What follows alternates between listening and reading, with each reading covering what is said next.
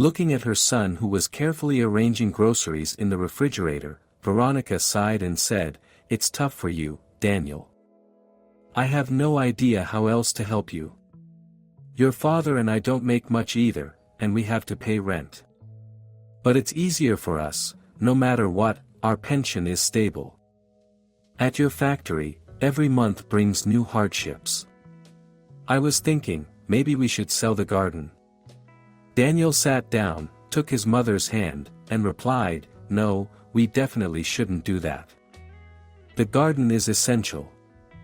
It has carrots, beets, greens, cabbage, and much more. All of that costs money in the store.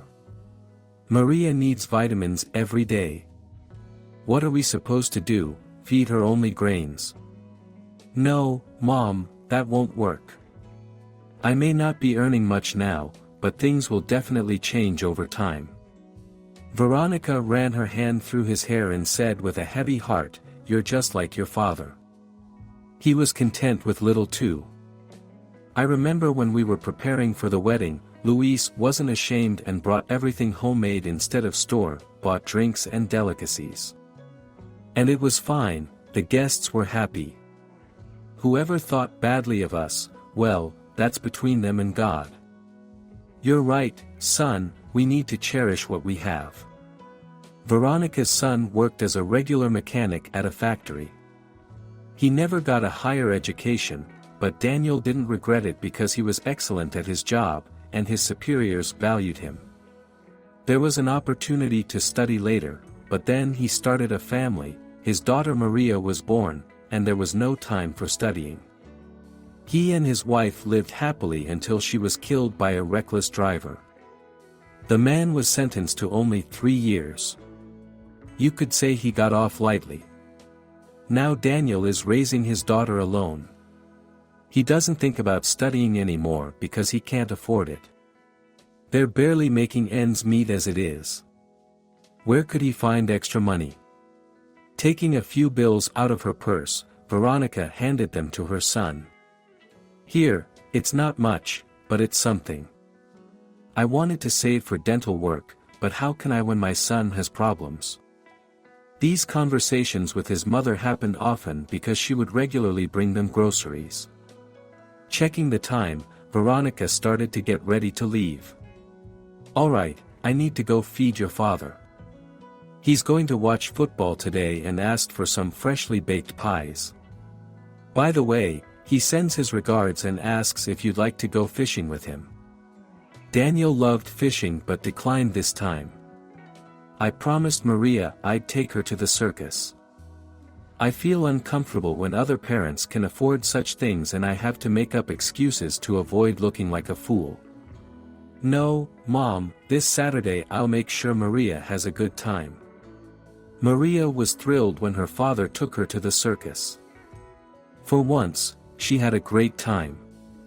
Along with other kids, Maria watched the circus performances. Daniel had borrowed a digital camera from his parents for the occasion. After taking some photos, he suggested they post them on her social media. Maria looked at the pictures and said sadly, "You know what, Dad, let's print them out instead.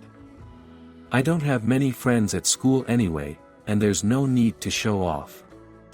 Let them think what they want."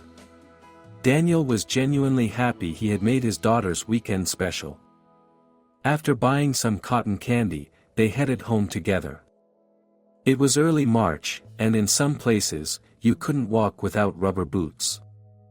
This didn't bother Daniel much, but for his daughter, it meant tough times ahead. She needed a second pair of shoes, but just a couple of days ago, Daniel had made another mortgage payment and paid the utilities. There was only enough money left for groceries. Calling his mother, Daniel heard some bad news. "Son, I'd love to help, but your father is seriously ill. The doctors prescribed expensive medication. I don't know how we're going to manage." That same day, he visited his parents with Maria. Despite his illness, Luis sat up with effort and pulled his granddaughter onto his lap. "Maria, I haven't seen you in a while. You've grown so much and become as beautiful as your mother. How's school? All A's, or are there some bad grades too? Maria frowned slightly. What do you mean, Grandpa? No bad grades. I'm doing well, mostly A's, with very few B's. How are you feeling? Luis wiped the sweat from his forehead and replied with a chuckle, oh, just pretending. The doctors all say I'm sick, but I think they're lying. I wanted to visit you yesterday, but Grandma didn't let me, said I needed to rest. It was clear that Daniel's father was joking, but the symptoms of his illness were undeniable. Soon, Luis reached for his pills. He started to feel short of breath, and his face turned red. Veronica helped with the medication and then took her granddaughter to the kitchen. Daniel stayed alone with his father. I know, son, that you have problems. It tears me up inside. I'm ashamed that I can't help. I have a small stash. Your mother doesn't know about it. Bring me my favorite book. Daniel fulfilled the request and a minute later handed his father a collection of poems by a famous classic author. Don't think I'm into poetry. This is just the one book in the house your mother isn't interested in.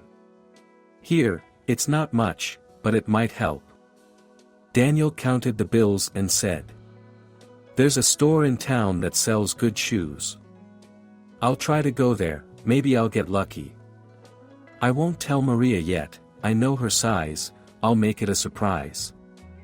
Daniel clearly understood that his father was giving him the money he could have spent on his treatment. But Luis thought otherwise and decided that his granddaughter needed it more. As he later told his son, I'm already 1 foot in the grave, so whether I take a pill or not won't make much difference. But Maria should look perfect, and it's not her fault that her father doesn't have enough money. I don't blame you, but the road ahead will be tough. Daniel planned to go to that store over the weekend. For now, his daughter went to school without a second pair of shoes. The teachers were understanding and didn't scold her, knowing that her father was doing his best to provide for the family. But soon, a new chemistry teacher replaced one who had retired. The school needed new staff urgently. Nothing out of the ordinary, but from the very first days, the new teacher started showing her teeth to the students. If anyone poorly prepared their homework, she would mercilessly give them a failing grade. Parents were constantly running to her to resolve issues with their children's grades. Only Maria had been lucky so far because she had excellent grades and a good grasp of the subject. She wasn't just a good student, she aimed for the highest achievements, and most teachers appreciated that. But not Pamela, the new teacher. She despised Maria with every fiber of her being because she couldn't find a way to catch her out and give her a bad grade. Every day, she called her to the board, but each time, she got comprehensive answers on the material. This drove Pamela crazy, and she desperately needed a reason to pick on Maria. That opportunity came quickly when Pamela was on duty at the school entrance. Students were coming in and changing into their indoor shoes, but Maria, after carefully wiping her outdoor shoes, walked through the turnstile. The teacher stopped her, looked her in the eye, and then took her by the hand, leading her to the classroom like a naughty child. Maria couldn't have imagined what would happen next. In the classroom, after the bell rang, Pamela brought her to the board and sneered, "Look at what she's wearing. All the children have indoor shoes, but Maria thinks she can ignore the rules. Maybe you have nothing else to wear. Tell us, poor girl, and we'll all chip in and buy you something. Right, guys?" The students started whispering, and a few laughed loudly. Maria burst into tears and tried to pull away from the teacher's grip. "Leave me alone, I just forgot my shoes at home."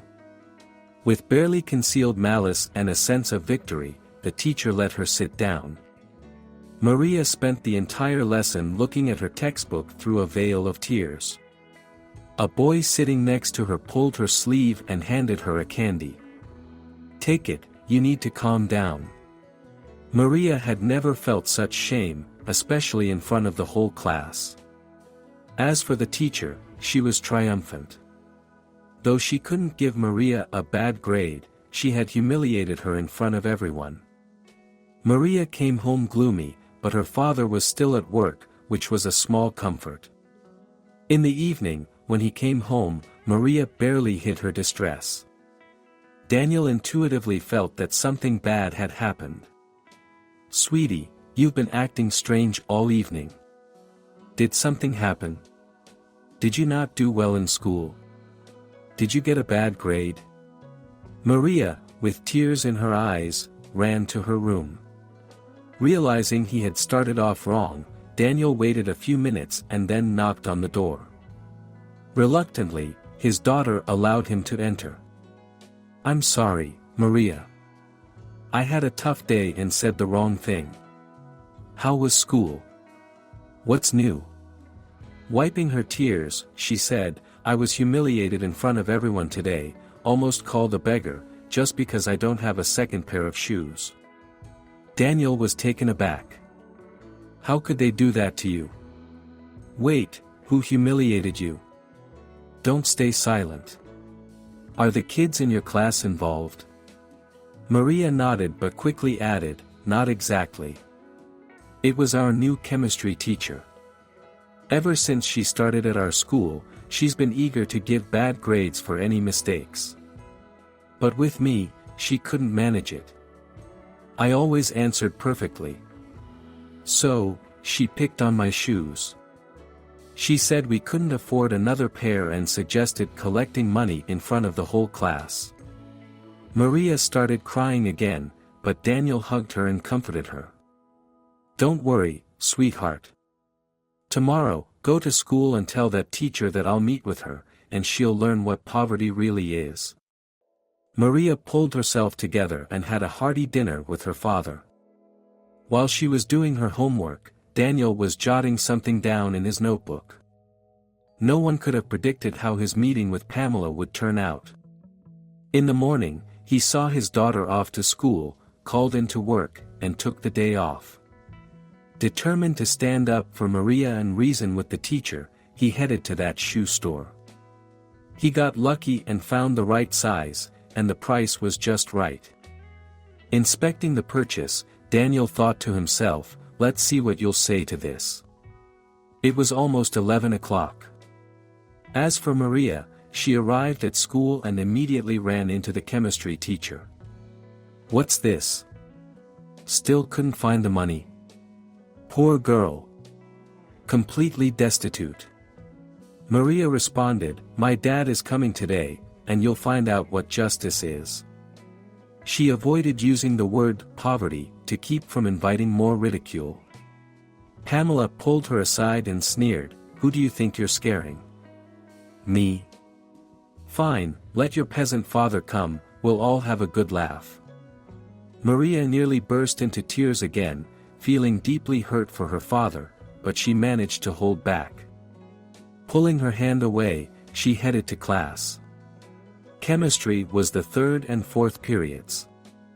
When Daniel arrived at the school, he easily found the classroom where his daughter was. He knew it was during a lesson, but he couldn't wait. "Hello, everyone. Maria, I brought you new shoes." I hurried to make it a surprise. Pamela expected to see a simple, poorly dressed man, but instead, there stood a man in a perfectly fitting suit. Even the students in the class were wide-eyed, staring at Daniel. He turned to the teacher and said, "I can see by your expression that you're a bit confused. I must say I'm also a bit taken aback. You're wearing such old-fashioned clothes that my grandmother used to wear in the old days. Not keeping up with fashion at all. Maria, try on the shoes, I don't think I got the size wrong." His daughter approached, hugged him, and started crying before taking the new shoes from his hands. "Thank you for being here, Dad." At that moment, Even the students who had previously laughed at her fell silent and started pointing at Pamela. The teacher was still in a state of shock, but when she snapped out of it, she yelled, "Get out of my classroom. Who are you to teach me about fashion?" The commotion caught the attention of the school principal, who was passing by.